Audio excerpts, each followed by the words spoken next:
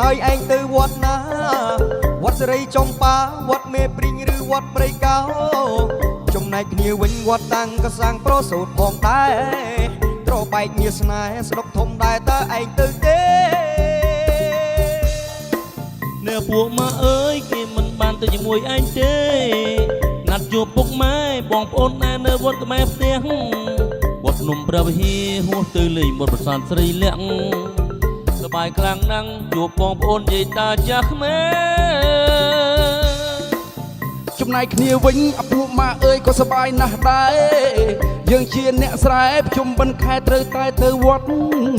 គុំទ្របពុរិស័យទៅលេងវត្តថ្មីហួសទៅវត្តព្រះមៀងសប្បាយខ្លាំងណាស់ញាតិមិត្តក្មេងចាស់អ៊ូអអើងកោអ្នកពួកម៉ាអើយចំណែកគ្នាវិញមិនបាច់បារម្ភទេ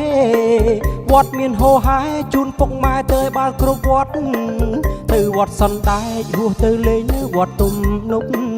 ជើងព្រៃមិនគ្រប់ហួសទៅលេងនៅវត្តតាំងធ្លោចំណែកគ្នាវិញអាពួកម៉ាអើយមិនខុសពីឯងទេគ្នាក៏សប្បាយដែរបានជួបជុំពុកម៉ែនៅផ្ទះស្អែកទៅវត្តខ្នាម៉ែប្រាប់ថាកុំភ្លេចវត្តក្តាំងជ័យ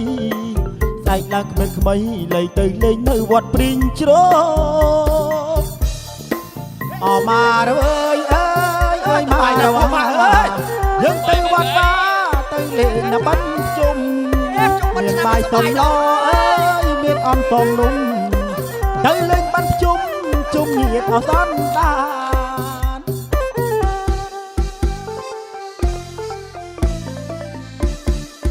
អបអសាទរទទួលអំណរជំនិនឆ្នាំថ្មីអបអសាទរស្មារតីគ្រប់ត្រដោយចិត្តថ្លាថ្លៃសូមឲ្យបានជួបជ័យសិរីសួស្តីសុភមង្គលជ័យយោប្រិយមិត្តឆ្ងាយចិត្តដែលអញ្ជើញមកលេងបិណ្ឌជុំសូមទទួលស្វាគមន៍ដោយចិត្តស្មោះសរសូមលើកដៃជូនពរសិរីបបនឹងជ័យជំនះជ័យយោប្រិយមិត្តឆ្ងាយចិត្តដែលអញ្ជើញមកលេងបិណ្ឌជុំសូមទទួលស្វាគមន៍ដោយចិត្តស្មោះសរសូមលើកដៃជូនពរសិរីបបនឹងជ័យជំនះសូមលើកដៃជូនពរសិរីបបនឹងជ័យជំនះ